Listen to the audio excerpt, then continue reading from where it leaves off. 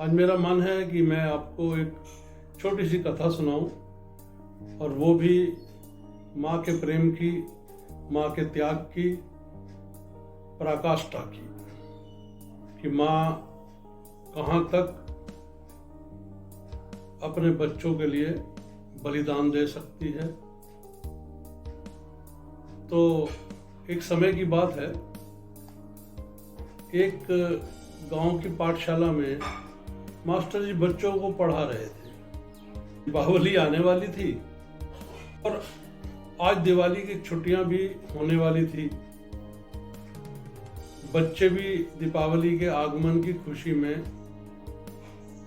अपने मन में कई प्रकार की संभावनाओं को साथ लेकर दिवाली की छुट्टियों में क्या क्या करना है, कैसे मौज मस्ती करनी है, क्या कपड़े पहनने हैं, कौन कौन से पटाखे जलाने हैं, कौन सी मिठाइयाँ खानी हैं, किस मित्र के साथ बाजार घूमने जाना है, किस मित्र के साथ खेलना है। इस विषय पर सभी बच्चों का ध्यान था। और कुछ बच्चे स्कूल के प्रांगण में और कुछ शरारती बच्चे स्कूल के बरामदे में यदा कदा पटाखा भी जला देते थे, जिसकी आवाज से पढ़ रहे बच्चों के मन की उत्सुकता और भी बढ़ जाती थी। दिवाली के पटाखों की तरह उनके मन में भी खुशियों के पटाखे फूटते थे कि छुट्टियां होने वाली हैं और खूब मौज करेंगे। तभी अचानक एक पटाखा स्कूल के स्टोर रूम में पड़ी दरी और कपड़ों में जा बजा, जिससे स्टोर रूम में भयंकर आग लग गई। और देखते ही देखते उस आग ने भीषण रूप धारण कर लिया। वहां रखा लगभग सारा सामान धो धो करके जलने लगा। विद्यार्थियों और अध्यापकों ने जो भी जिसको कुछ मिल पाया, कहीं से पानी, कोई बाल्टी भर कर ले आया, कोई यूं ही मग्गों से ही डालने लगा उस आग के ऊपर पानी।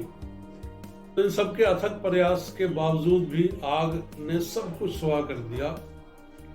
आग पर पड़े पानी के कारण जब काफी देर बाद आग शांत हुई, तो संध्या समय जब अध्यापक और विद्यार्थी उस स्टोर रूम में घुसकर देखने लगे कि क्या बचा और क्या जलकर राख हुआ, तो देखा कि स्टोर रूम में रखा सारा सामान स्वाह हो चुका है।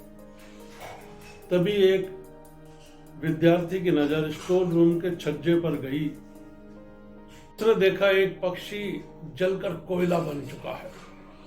सभी विद्यार्थी और अध्यापक यह देखकर अचंभित रह गए कि वह व्यक्ति उड़कर अपनी जान बचा सकता था, तो उसने अपनी जान बचाने के बजाय स्वयं को आग में झोंकना क्यों पसंद किया। अध्यापक के कहने पर एक विद्यार्थी ने उस जलकर कोयला हो चुके पक्षी को जैसे ही उठाने की कोशिश की,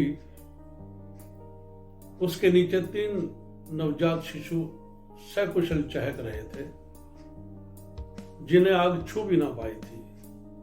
उन्हें आग से बचाने के लिए पक्षी ने अपने पंखों को नीचे छुपा लिया था, अपनी जान देकर अपने बच्चों को बचा लिया था।